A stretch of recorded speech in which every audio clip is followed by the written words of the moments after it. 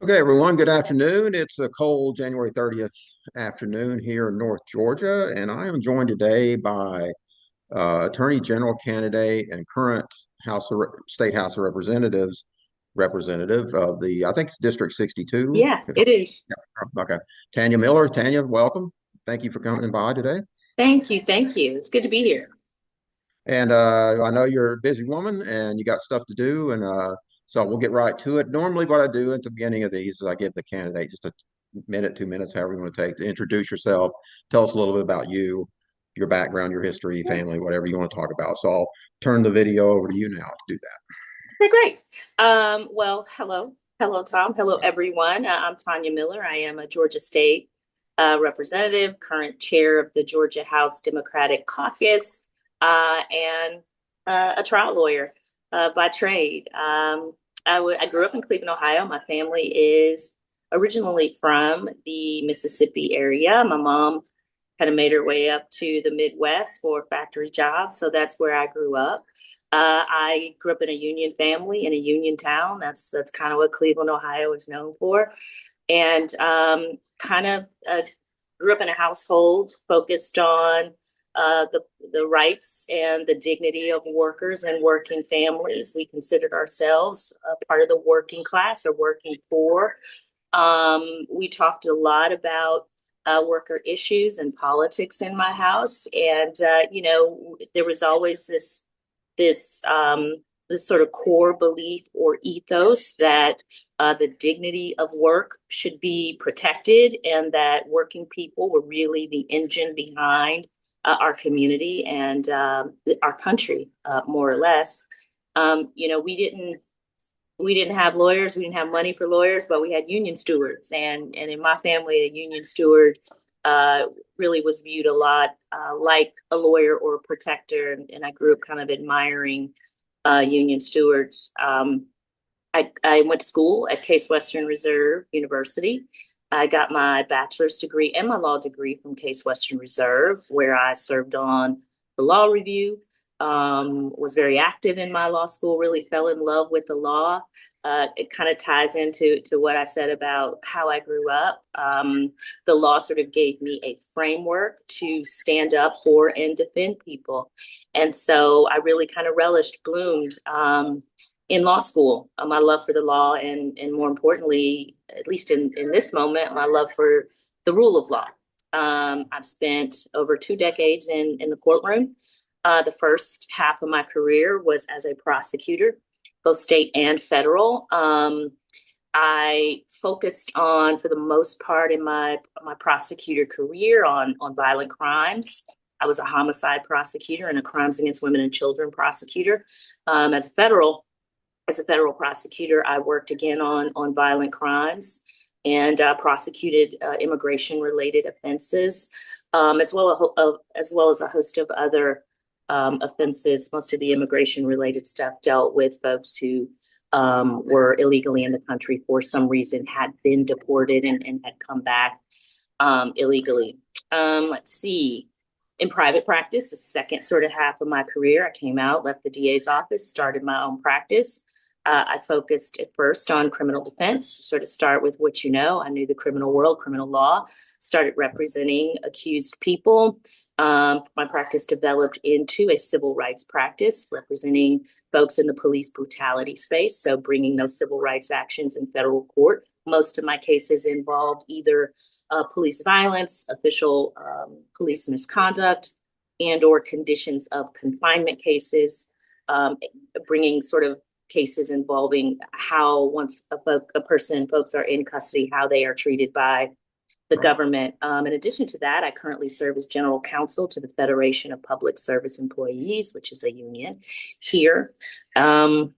Let's see, in the legislature, I've worked on many issues, sort of kitchen table issues and public safety issues have been my jam. And I'm a mom, a dog owner, as we were just talking about, two fur babies, and really a lifelong believer that public service should really be about people and impact people's lives, not politics and not political for its own sake. So that's my spiel.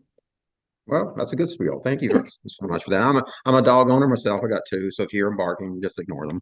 All good. Uh, they're usually pretty good about that, so I don't have to work on too much. Okay, well, thanks for that. Now, tell us why you're running for the Attorney General position next year. Yeah. Thanks for asking that question. That question comes up a lot, obviously, on the campaign trail. And I guess I would say to you that my life of representing the people, usually against powerful interests, kind of led me to, I think, prepared me for this moment in time. I fundamentally believe that Attorney General, the Attorney General's office needs to become the People's Protection Office, not a political stepping stone. I think we've seen for the last 2 decades an Attorney General's office who hasn't been on the forefront of real people, of working families, and has had very little impact on people's lives, their everyday lives. One thing I'm kind of hearing a lot on the campaign trail is a lot of folks don't know what the Attorney General does.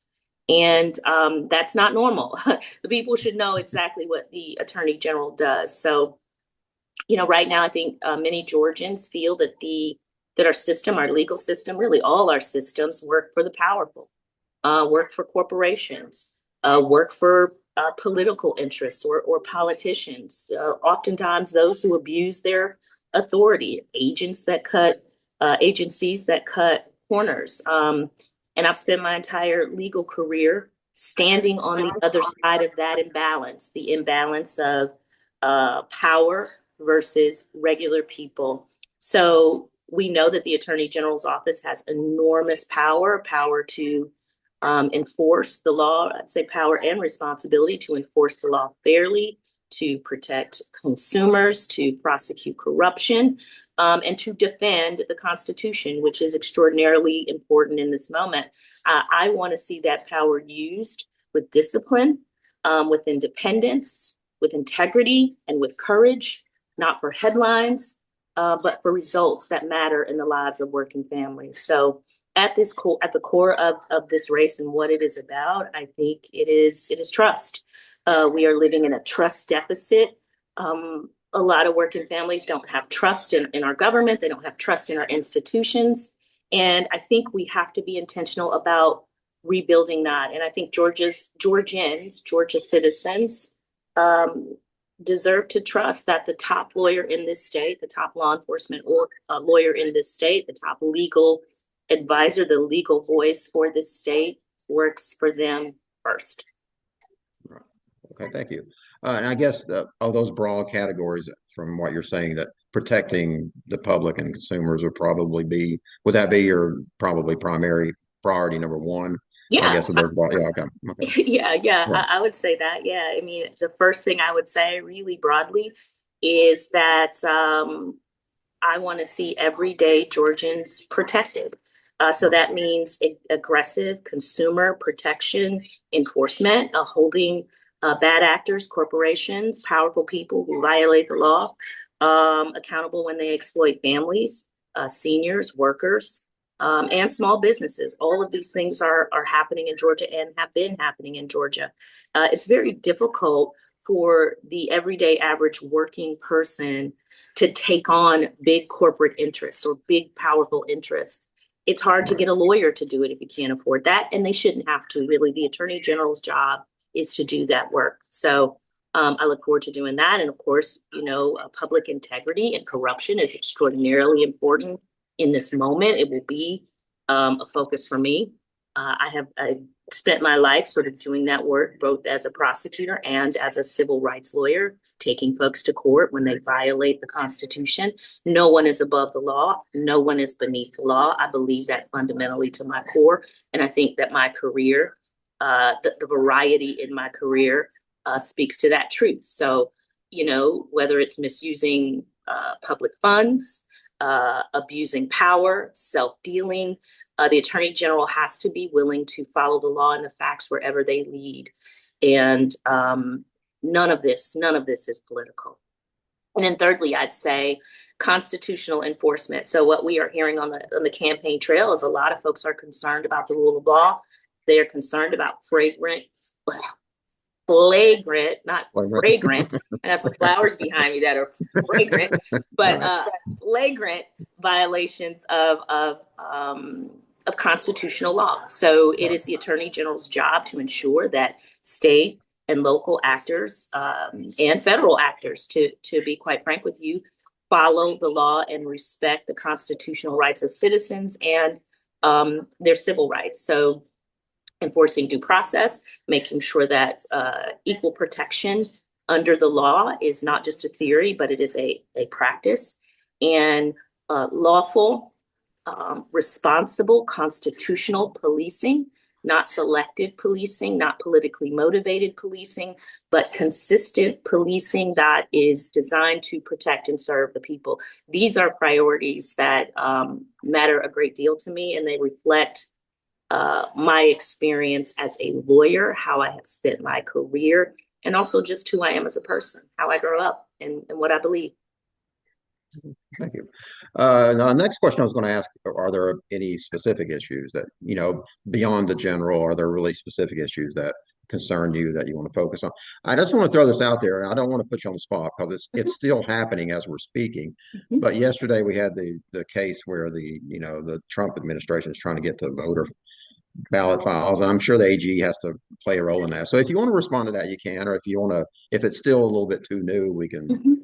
move past that. But are there any specific issues like that you can think of that you really want to focus on as AG? Yeah, well, I can respond to that, and then I can talk because that is Okay. most emergent. I can talk about that. You may have heard that myself and two other state representatives were on the scene, as well as other state legislators in the Fulton County and Atlanta delegation. We were there to observe. We were there to report to our constituents about what was happening, and to just make sure that our local partners felt supported in that moment. I will tell you that it is extraordinary. An extraordinary thing happened in Fulton County. Right. A federal search warrant that was the county had no notice of, that was executed as if the Fulton County elections hub was some sort of drug house or dope house. These are government officials who represent the people, and under the ordinary course of what I would expect from law enforcement officers who are investigating a crime, if they are in fact investigating a real crime, is that there would be coordination, there would be respect, there would be dialogue, there would be notice.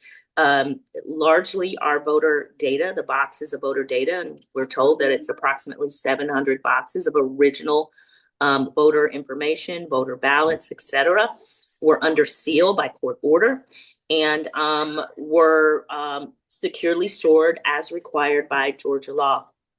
It's also important to know this. The search warrant is purporting to be investigating in a criminal capacity the 2020 election, not the 2022 election, not the 2024 election, not any of the elections we've had in 2025, but the 2020 election. This has been the most investigated election, I think, in history, certainly probably in Georgia history.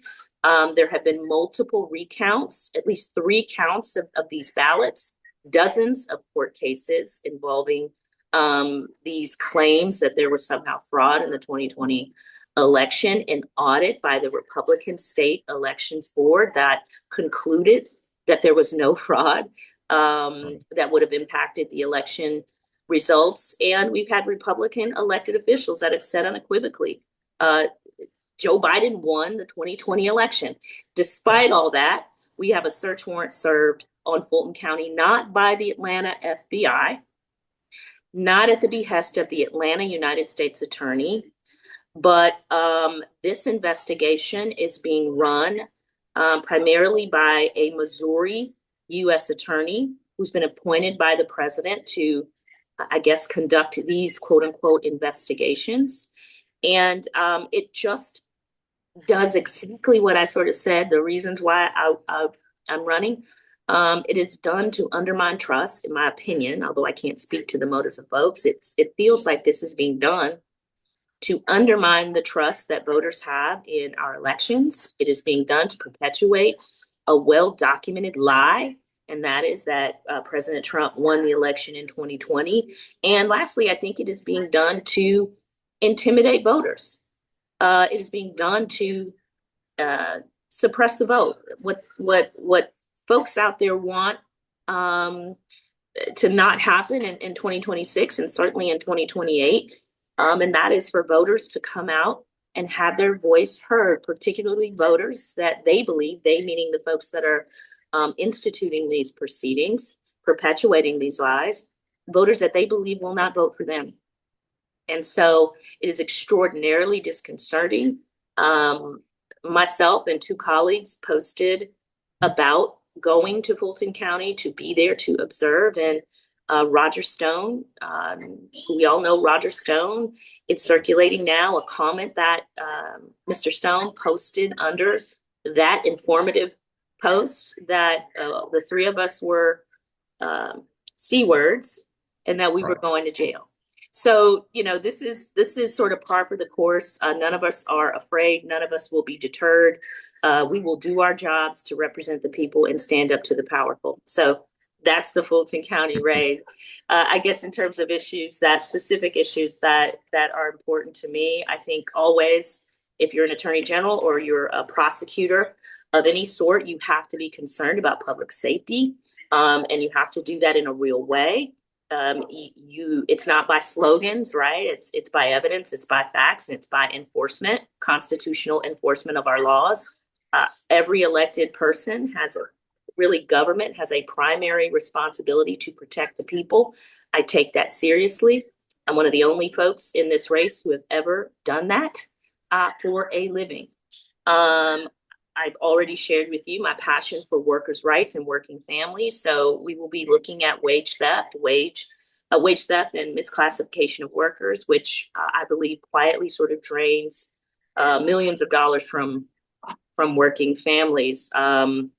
We are about to be probably under, I think the governor just issued yet another state of emergency for the state of Georgia. What we know about these states of emergency is that lots of folks engage in price gouging during these kinds of emergencies. Hundreds of complaints have been sent to the current Attorney General's office about price gouging during natural disasters. We have not seen any action from the current Attorney General's office. I think reining in corporate malfeasance to include insurance companies, who I believe have some of the most anti-working family policies of any other industry. The insurance companies, as a business model, I believe, collect these premiums from working families and then routinely deny claims that they should not deny and put working families in very difficult positions, promising them that they're going to stand up for them when something bad happens and then figuring out a way not to do it because it impacts their bottom line. That has to stop. Somebody has to stand up to insurance companies. I've done that in private practice. I will do that as the Attorney General. Housing instability. We know that there are corporate actors out there who utilize what they call algorithmic price fixing. So what we see is that these corporations will get together using platforms, using artificial intelligence, and they will collude about how to set rental prices.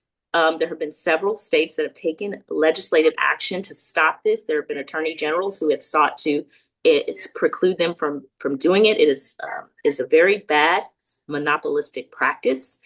We are doing very little to police it, very little to stop it. And I think that it is one of the causes, not the only, but one of the causes of our rents, the price of rent being artificially high, particularly in the metro area and in rural communities. As Attorney General, that will be a focus of mine.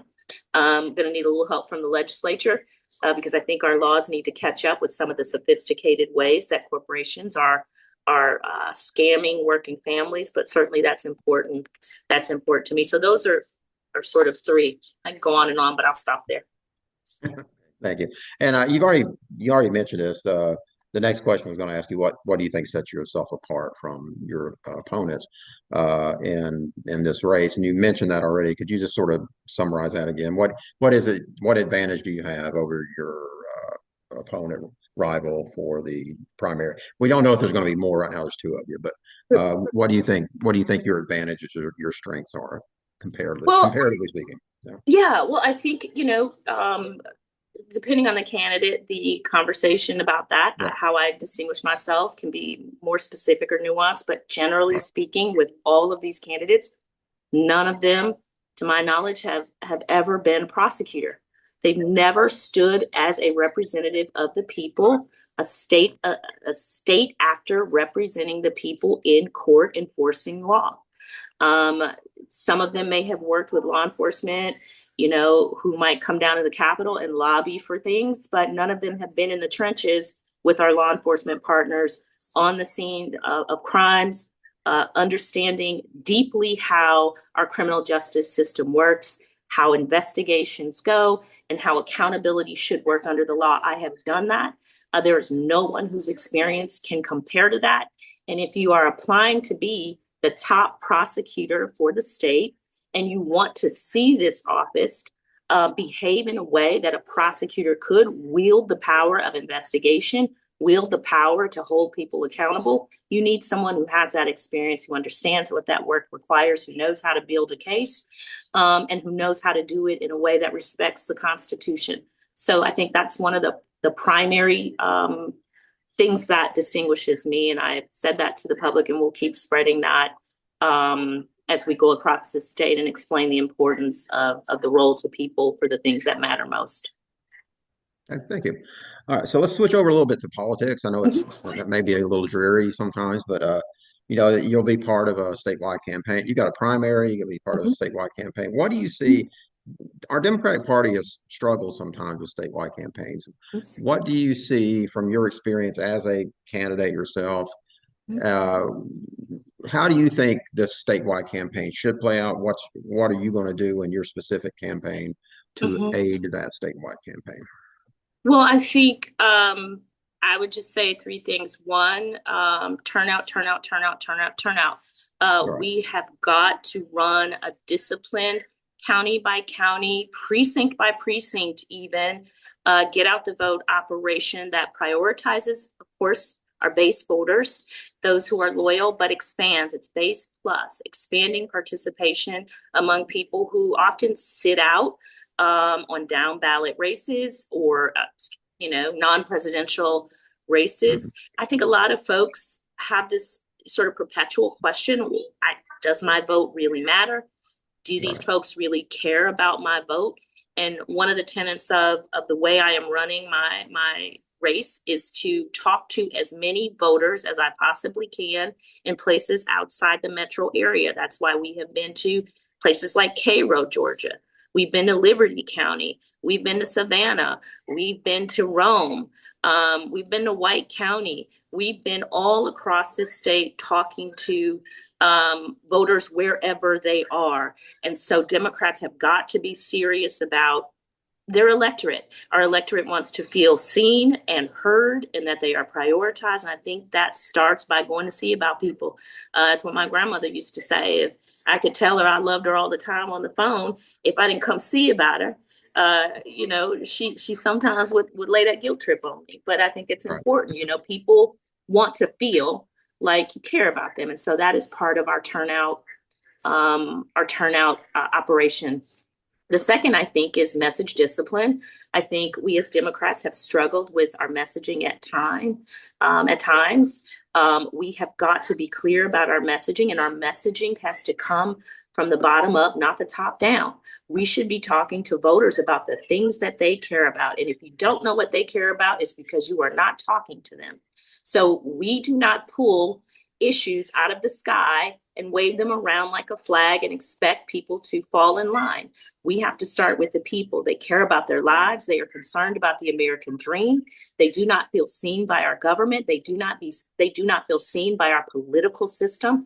And so we have got to tell the people clearly and plainly that we are in this for them, that we see them, and that we are committed to doing the hard work of making their lives better. And then lastly, I would say coalition building or coalition maintaining.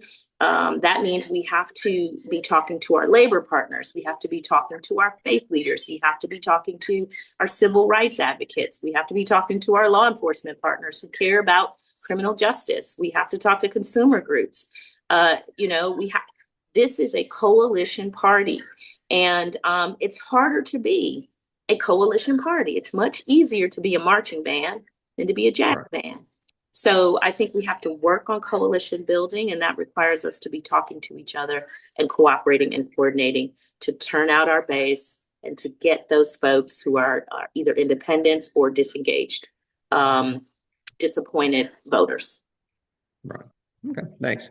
So kind of we covered most everything. I think I was on my list. I always at the end, I always like to give the candidate, I gave you a chance to introduce yourself. Now at the end, give me your 1 to 2 minute sort of stump speech on why we should elect Tanya Miller as the next Attorney General of the state of Georgia. Okay, well, I would say this. Georgia needs an attorney general who knows the law and who respects the Constitution and who isn't afraid to enforce it, no matter who is involved. I've spent my career protecting people when the system failed them. I've prosecuted serious crimes. I have fought for civil rights. I have defended workers. I have held the powerful accountable, to include insurance companies. And I know how that office works. And I don't know because I read it. I know because I've lived it. And I think if the people want an attorney general who is not afraid to stand up for them, who will protect consumers, who will prosecute corruption, defend their constitutional rights, and put the people first above politics, then I am asking for them to vote for me in this primary. This is about trust, and I am ready to earn it. And I hope to get the opportunity to do so.